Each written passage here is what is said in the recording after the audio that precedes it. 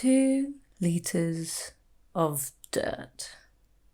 I will always have 2 liters of dirt. Hello everybody, welcome back to my channel. My name's Alina. I hope you're having a good week, good weekend, weekday, evening, whatever it may be. I just hope you're all well. As you can clearly see, today we are gonna have a little Soil Ninja mukbang.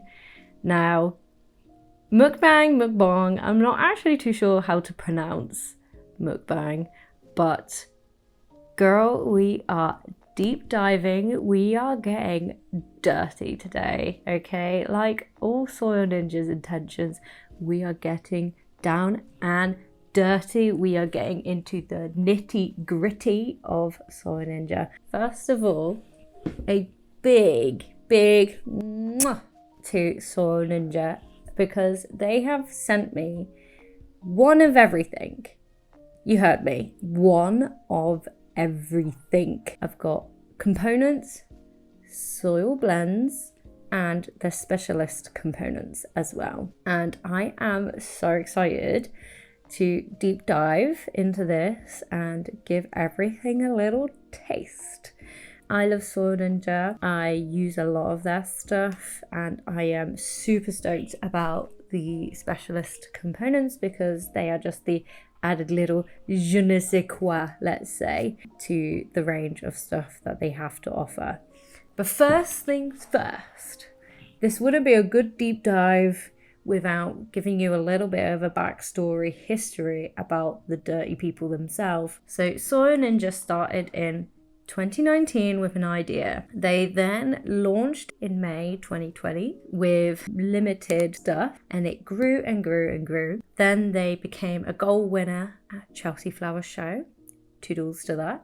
Amazing. And then in 2023, they moved into the EU. They said, hello Netherlands, we're coming over there. We are gonna dirtify everything up. That's a little bit, just a little touch of the iceberg there. The tip of the iceberg. Little backstory about Soil Ninja. As I briefly explained, we have components that you can add into mixes to create your own mix if you want. We then have the blends, which are pre-made mixes for all different types of plants, and each one has been tailored to that different plant. All these blends have been tested and trialed, and they've absolutely perfected down to the T these blends and what makes them great. And then we have the specialty components, which I will touch on a little later in this video because they're just super special, and I'll give a little touch on them in a bit. What makes Soil Ninja so special? Now, I'm using their little card that you would get with their orders because it sums it up amazingly. So all of their components are bioactive, and when I say bioactive, they contain organisms in the compost. So the bugs and bacteria digest dead organic matter, creating extra boosts of plant nutrients as their waste. So their mixes contain beneficial mycelium. Mycelium is an amazing fungi that's just absolutely incredible and crucial to biodiversity in woods, in all landscape, all plants.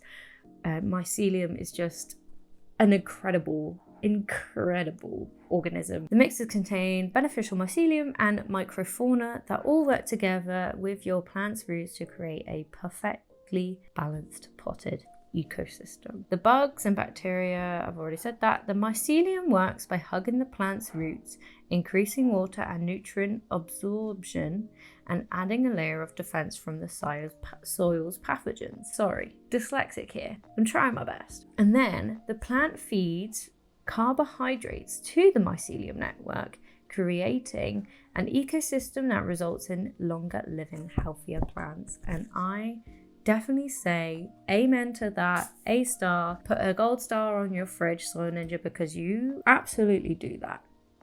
So let's get down to business. Why is choosing good compost great for your plants? Now, If you want your plants to be happy and healthy, like I explained the purpose of Soil Ninja and what makes them so unique with their soil blends, is that you want a great healthy soil compost for your plant to grow in. Wouldn't you? It's like their bed. If you had an awful bed, you're going to have a bad back for months and months, right? Whereas if you had a perfect bed, suits your back, you're going to be sleeping like a baby, okay? So soil and compost is so crucial to get right for your plants, and happy soil, happy plants. It's just plain and simple right there and then. Let's get into the mukbang. Let's get into the nitty-gritty and get into the components. And I'm gonna briefly explain each component and what they do, which will in turn help you understand the pre-made blends to a T. The components are probably the main core of like making a good blend. So understanding this will make you understand that, and you'll be a dirty soil absolute warrior wizard. You'll be a dirty whiz kid in no time. First thing first, at the back we have got sphagnum moss. So I'm just gonna open this. Here we go. I got a lot of bags to get through. So this is sphagnum moss. Pretty self-explanatory. I love sphagnum moss. The main use I have for sphagnum moss is my moss poles, using it for my philodendrons typically, or anthuriums. All of the bags come with the most amazing, down to a T explanation of what everything does. And on the website they have a components dojo, soil dojo, where you can go and do a really good amount of research into each thing. Sphagnum moss. This is sustainably sourced, which is important. We love sustainability. Hand-picked sphagnum moss, this high-quality component is ideal for propagation, amending substrate, and dramatically increasing the humidity of a plant by using it as a top dressing. Love that idea. The moss can hold up to 25 times its own weight in water while staying airy and light. Perfect for propagation projects, not products. That's just like the most incredible thing about moss, is that how much water it can absorb. It is like the sponge of substrates. It is so great. Whilst it is so wet and moist, lots of air can still get through. Lots of air can get to roots. I love propagating with sphagnum and layering my anthuriums, not for propagation, just to keep everything humid as possible. And anthuriums love being wrapped in sphagnum moss. So that's sphagnum moss. It is awesome stuff. Next, we have got cocoa coir. Now, you can get cocoa coir in two forms. So you can have the dry block or the already hydrated block. The dry block is great because you can cut and saw this to whatever size you need, and then you can hydrate it. How you hydrate it is you just put it in water. You put it in the water and then it will expand. So this is 3.5 litres and this bag itself is 2.5 litres. So this is more than this bag. So that shows you how much it grows. Cocoa coir, I will show you what it looks like. This is what cocoa coir looks like when it's hydrated. It is this brown stuff. Don't know how else to describe it, but it's this lovely brown stuff. This substrate is exceptional as the base for potting soils due to it being fast draining. Key point there, fast draining, neutral in pH, and extremely easy to manipulate with aggregate and soil amendments. A lot of people tend to use this instead of just general compost now, and just use this as the base, which is a very interesting thing. I would say I'm probably more or less that, only because I mix so much into my thing. So that is cocoa coir. So this is clay pebbles. Let me get some ASMR going. Clay pebbles. You may know this as leca. It's roughly the same thing. If you know what lacquer does, you'll know exactly what these clay pebbles do. But let me read out to you. A fantastically effective and simple semi-hydroponic medium. The balls of clay wick water upwards, meaning a small reservoir around the pot designed for semi-hydroponics, quotations, a pot with extra drainage holes inside on the bottom, will hydrate all the way to the top. The pebbles naturally provide massive chambers of oxygen and roots between each individual bowl. This allows roots to grow strong and healthy, which you will see the rewards of your flourishing foliage.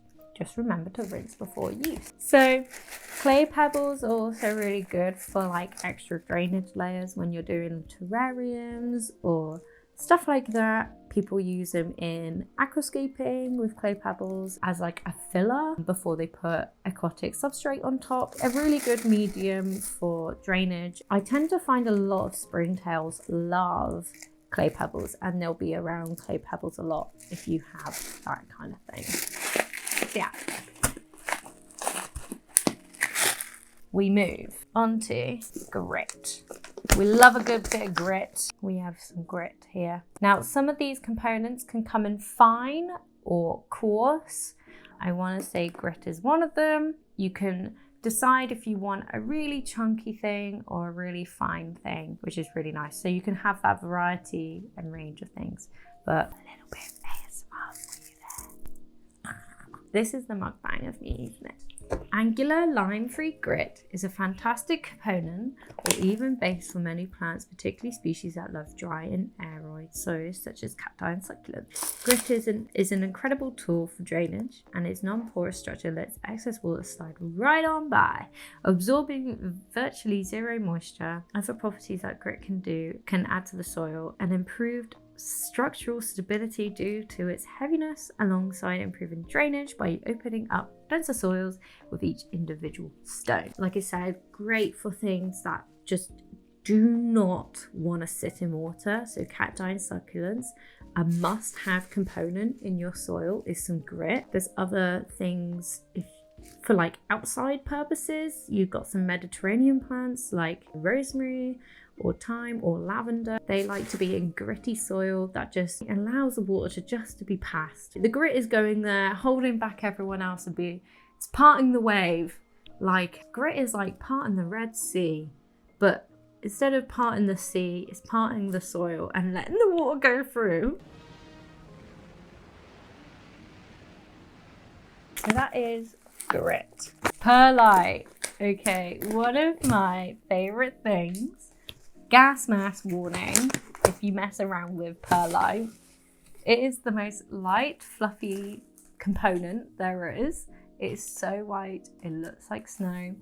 It's just one of the staples in blend mixes, perlite. Perlite is actually glass pearls of volcanic rock, which when I found that out originally, it blew my mind. I was like, oh my God, okay. We are dealing with volcanic. Perlite offers a huge range of properties and uses. Probably the most popular of all aerators, perlite is exceptionally lightweight and porous to the air and water, making it viable for both soil and semi-hydroponics. Each granule acts as an oxygen oasis for roots to grow around, while simultaneously adding additional drainage passageways throughout the mixture to prevent waterlogging. So perlite is another really good one to propagate with. I love using this to propagate. I usually put it in like a jar, I don't know, pasta sauce jar. Let's go with that. You had lasagna last night. You now have an empty jar of lasagna sauce you used to have. So I usually fill that up with perlite and then fill that up with water, and I stick my cutting right in that bad boy, and it grows so well. As well as sphagnum moss, I find I'm always like in between the two, like which one performs best. But I think in all my time growing plants, perlite has been the best. We are moving on. We have got activated charcoal. Okay, now this one's gonna get messy. What I'm grateful for Soil Ninja is that it's in very tiny lovely little chunks instead of just like bigger chunks, but I think you can get bigger chunks. Activate charcoal. What does it do? So charcoal is incredible. This extraordinary component has the incredible ability to remove toxins and bad microorganisms through trapping them in its porous structure. In fact, 1 gram of activated charcoal has the surface area of 1,000 square meters. That a lot of space to trap impurities and other nasties from building up in your pot. Its extreme porosity will allow air not only flow freely through it, but cleans any stagnant pockets of air as well. So activated charcoal is what it's saying there.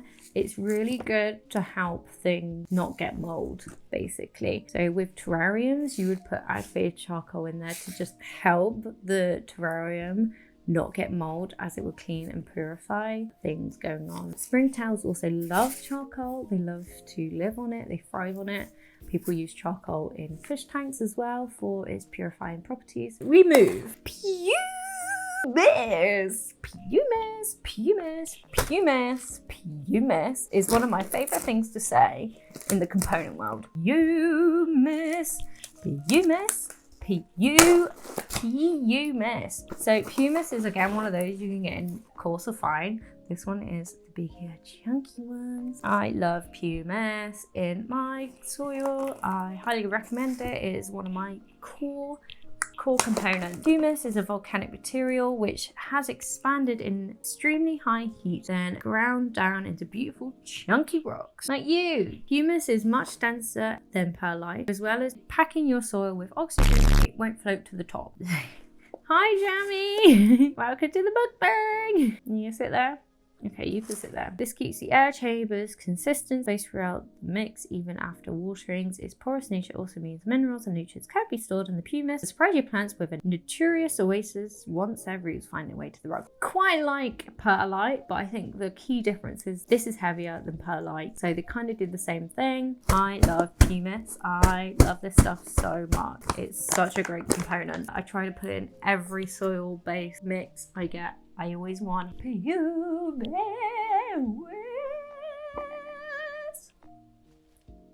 We move. Let's keep going.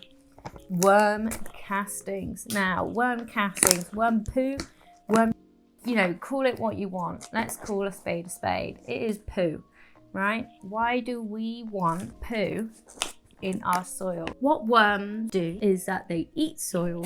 It goes through their long ass body, and then they poop it back out. And in that process, they have broken down the soil into this organic material, and it's just amazing. Adding a small amount of this brilliant worm dung, love that word, haven't heard that in ages, sounds quite Aussie, into your soil mix or as a top dressing will dramatically improve your green jungle's health by providing a full palette of nutrients. Some even make a worm castings tea with warm water to create a homemade liquid fertilizer. Now that is a great idea. I haven't done that, but never say never. One of the huge benefits of our worm castings when used in soil is the neutral presence of microfauna that can be found in every bag. Baby worms, springtails, predatory mites, many others are brilliant soil companions to have as a house guest for their ability to target and destroy rotting plant matter, dead roots and nasty fungi. As well as this, all fauna in the bag will produce their own top-up fertilizer as it excrete their own way. Not only the worm poop is food to bugs, but they will also then eat this and make more poop that is also full of nutrients. So we love worm poop. It is amazing stuff. It's incredible. Again, another staple to have in any component mix for a really organic, happy, healthy soil. Let's move on to someone else. Another light component like perlite. This is vermiculite. Now, the main use I know of vermiculite is for growing seedlings in the gardening world. It's just like super soft as a component. It's super lightweight, so it's really good for like really tiny baby roots. It's not super heavy on the roots, so it really helps. Let me read what Soil Ninja has to say. So, used as a staple component in horticulture for decades, vermiculate's lightweight presence in soil blends have few rivals. Its primary property is its ability to maintain moisture for extended periods of time slowly releasing water and nutrients back into the soil. Even days after it was watered, this makes it absolutely perfect for extra thirsty and moisture-reliant species of plants when added to the mix. Vermiculite will also act as an aerator, providing precious oxygen to roots. This is just why it's been used in a seedling mix. So great for cuttings as well. This with sand, which we will get to, and just a light compost is a great seedling mix. Zeolite, zeolite. Okie dokie, zeolite. Another one that comes in coarse and fine. It is amazing stuff. I do really rate zeolite. Again, one of my favorite ones. An amendment that is revolutionizing how we keep soil and other mediums free of toxins. Zeolite has the ability to improve soil structure, improving caution exchange capacity, as well as aerating the soil and acting as a nutrient reserve at all times. Zeolite will also absorb and store any built up ammonia and potassium, seriously reducing the risk of chemical burns and the root rot that commonly follows. This was one of their newer components before the specialist components was zeolite, and the stuff is really cool. It changes color when it's wet and then it will kind of goes back to this powdery white. So it's a good one to have to like know when it's dry and when it's not dry. Go get that thumbnail right. We're moving on to this one. Bark.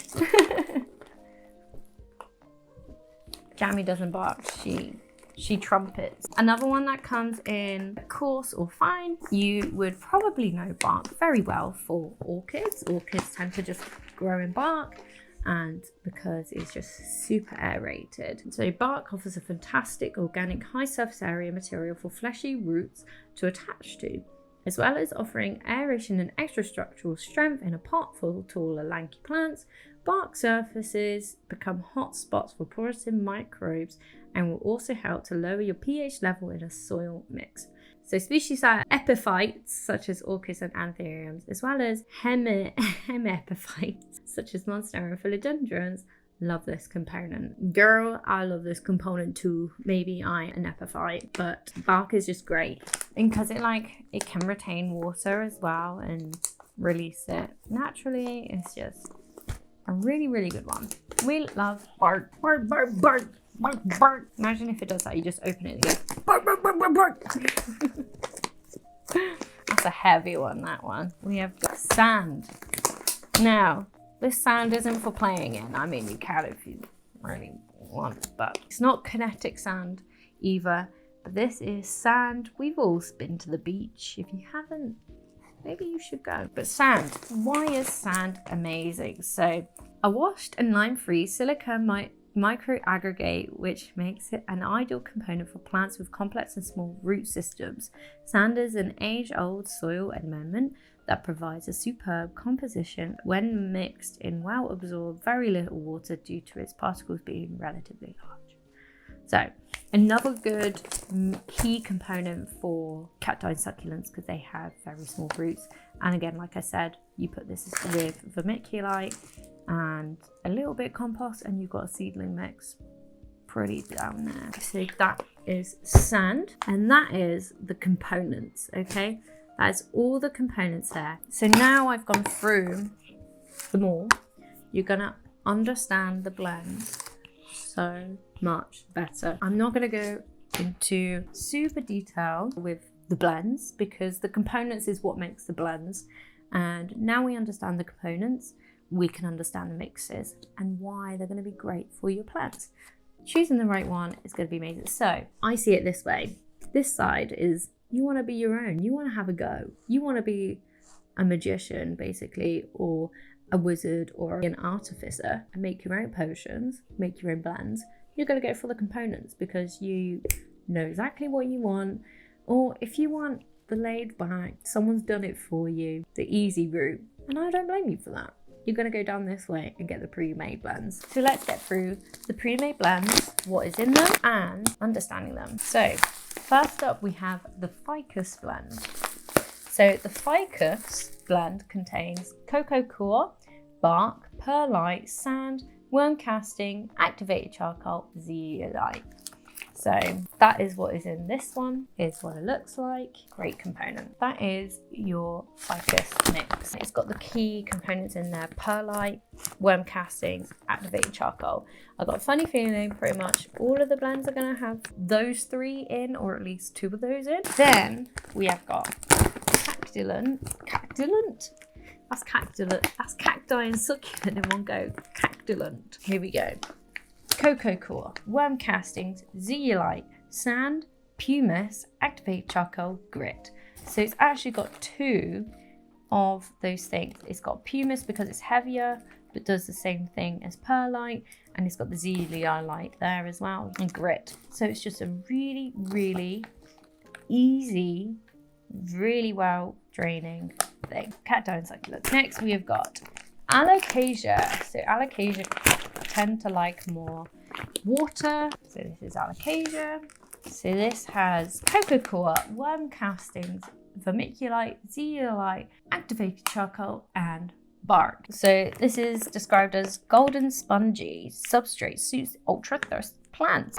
Syngonium. Okay, another kind of thirstier plant that likes more water than not. This is what this one looks like. We are making a mess. I mean, it wouldn't be a mukbang without making a mess, right? I told you we're going to get a little dirty. This one has cocoa core, bark, pumice, grit, activated charcoal, worm casting, and zeolite. I think I've got lots of in my tea. Probably not a good idea to drink it. Next, we've got calathea and maranta. Now, the divas of the plant world. I have a lot to clean up after this. That's one thing, like mukbangs, they make so much mess. That must be an absolute pain to clean up afterwards. Maranta and calathea. Go in there, Jamie. Don't do that. This one's got cocoa core, perlite, worm castings, vermiculite, activated charcoal, and zeolite. Calathea and maranta. You've got, who knew there were so many blends you could have? Next, orchid and anthurium. So this one's going to be mega chunky. Yeah, we have got chunky. Look at this. We've got fat bark in this one. This one has got cocoa core, bark, perlite, worm castings, activated charcoal, and zeolite. And the bark is chunkier bark because we want so much air for those aeroid plants, those epiphytes. So they need as much air as possible into the soil. So that's why it's super chunky. Monstera and philodendron. So this will be kind of chunky, but not as much, as you can see.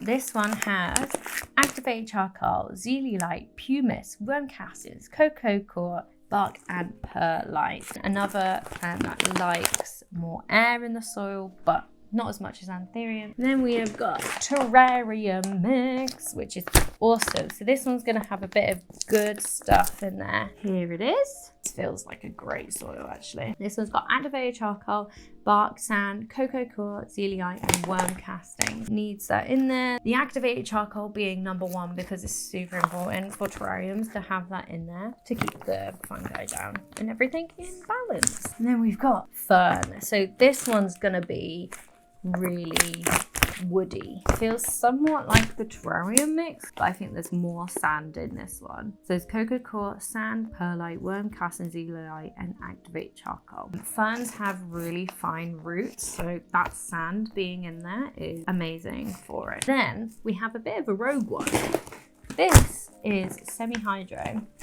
Now, I'm not a semi-hydro queen. I know there's people out there who are a semi-hydro queen. Okay, so this semi-hydro pairs with these slow-release fertilizer balls that can go in any of your compost if you would like. These are great to pair with the semi-hydro. The semi-hydro has a full guide on the website. Make sure to read it.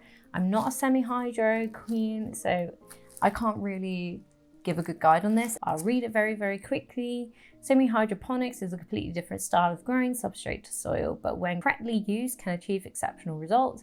The different kind of porous aggregates in the blend wicks water upwards so that roots always have small quantities of water to absorb. So we have got a lovely blend of stones and things. This is their Soil Ninja's blend. So this big boy at the back is your basic potting mix. So this is what you could start with no components in there. This is what it looks like. The basic cocoa core, perlite and worm castings. The good thing with this is that you can add kind of whatever you want to it to make it whatever you want, and there's guides on their website for that as well, but it's a really good way to start. And breathe.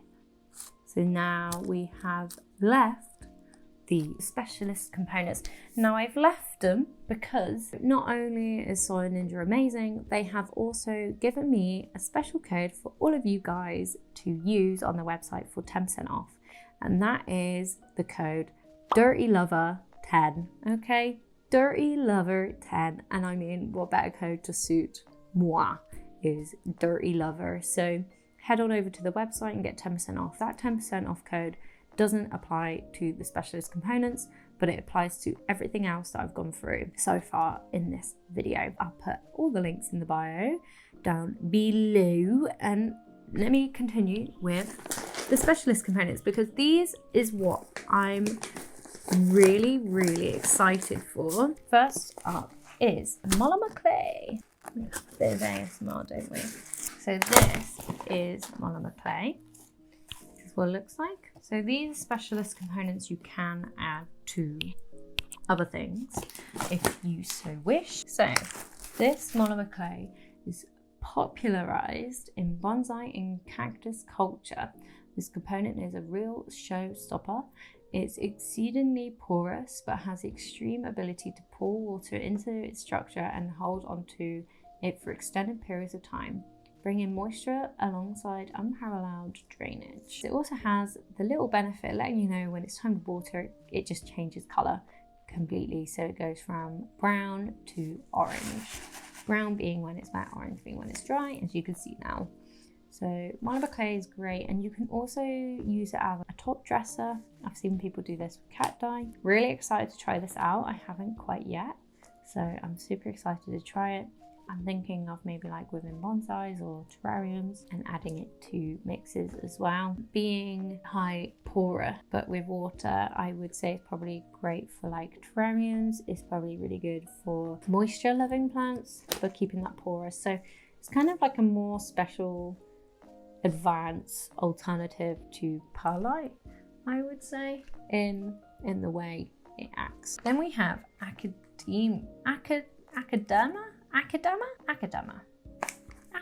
Looks a bit similar to the monomer clay. This is what it looks like. The thing I would use this for is crushing it up and then mixing it with water. You can use it as a paste for terrarium builds, palladium builds, whatever kind of build you want, you can use that. And it's really good for that. So this is direct from Japan. This clay aggregate is unmatched in its ability to hold nutrients and moisture whilst never compromising excellent porosity. It's totally neutral in pH, perhaps leaning towards lightly acidic if left wet for extended periods of time. It's also a tremendous option for increased surface area for beneficial bacteria and fungi to support secondary fibrous roots and its fantastically complex porous structure. So we are going to learn a thing or two from Japan. This is a bad boy. This is tree fern fiber, tree fern substrate. This is what it looks like. Kind of barky. So you do have to be careful with your tree fern where you get it from, because it needs to be sustainably sourced.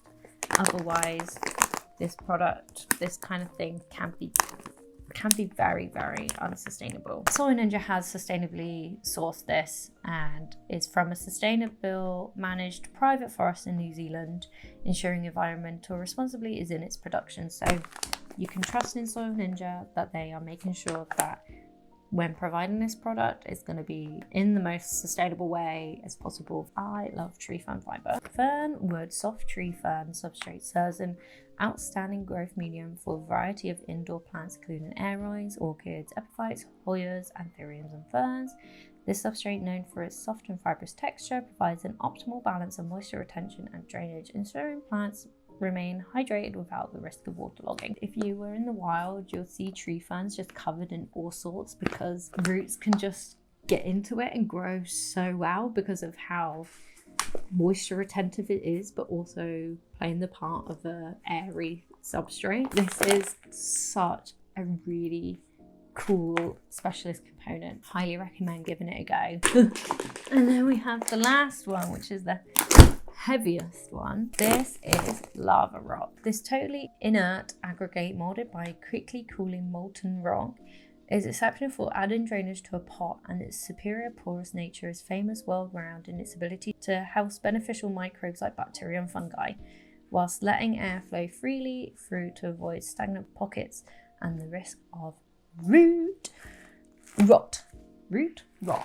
Risk of rot. It is really heavy, so maybe not ideal for things that have those final roots. If you are making a terrarium, or if you've got a little fish tank, you could probably use this if you give it a wash. But you can see the rocks have tiny little holes in, and that is where all the good stuff goes and all the bacteria will love and feast. I am so full after all of that, but this is my deep dive mukbang into Soy Ninja and everything they have to offer. I highly recommend them. I'm so grateful that they agreed to do this video with me, and even more so grateful for providing the materials to do so. So go use that discount code, get your 10% off. Every little helps. Go get it. Dirty Lover 10. It's going to be down below. Go check them out. Sorry it's a bit longer than usual, but I hope it gives you a really good idea of why soil and the components in soil are so important to our plants, and a better understanding, and what a better place to start than with Soy Ninja. We've done a super deep dive. I've read them to filth. Hope you like that one, Amy. Stay tuned for more videos using components and soil in the near future. Don't forget to like, subscribe, notification bell. You know what you're doing. Come on, it helps me out a lot. Love you, love you, love you. I'll see you on the next one, me lovers. Goodbye. Bye.